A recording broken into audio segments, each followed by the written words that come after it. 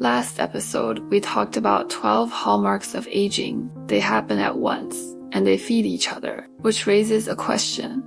If everyone runs the same set of mechanisms, why does one 40-year-old look 30, while another 30-year-old already looks 40? To answer that, we need three separate concepts. Chronological age answers. How long have you lived? Biological age answers. What state is your body in right now? Pace of aging answers.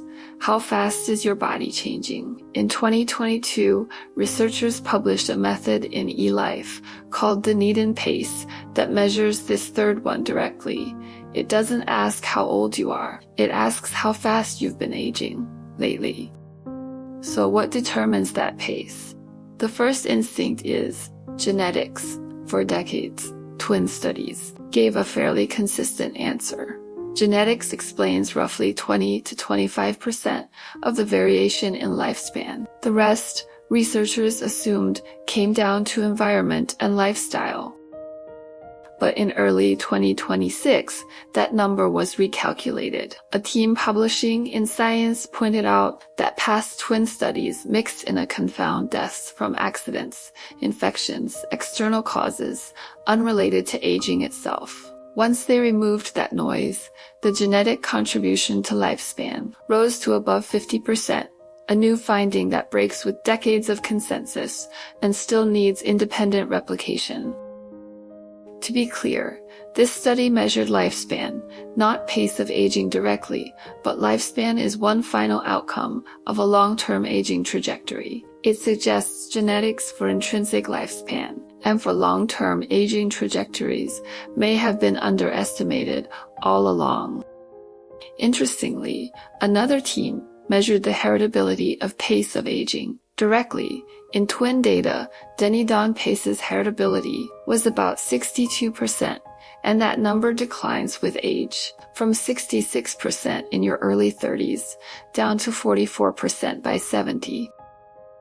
But even if genetics matters more than we used to think, it doesn't write a person's entire trajectory. Environment, lifestyle, metabolic health, chronic disease, and long-term social and psychological exposures, all of it still participates. These factors don't open some separate channel, bypassing the 12 mechanisms from last episode.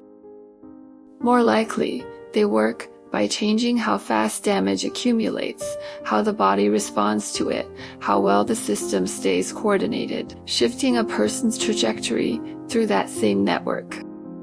There's one more thing worth holding on to. Even with high heritability, identical twins, same DNA can show noticeably different pace of aging scores by midlife, because DunedinPACE doesn't measure a fixed, unchanging number. It measures how fast you've been changing lately, which means the pace of aging itself is something that can be observed and possibly shifted. How much is next episode's question.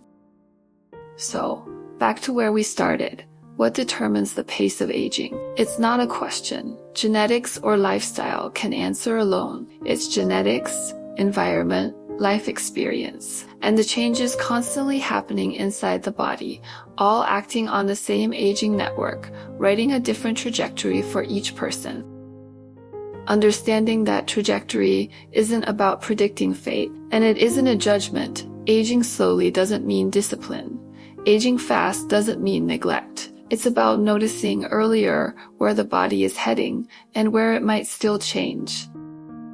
Next episode, we ask a harder question. Can biological age actually be reversed? This is Research Friday. Every Friday, one question, one piece of science, a new way to understand health and aging.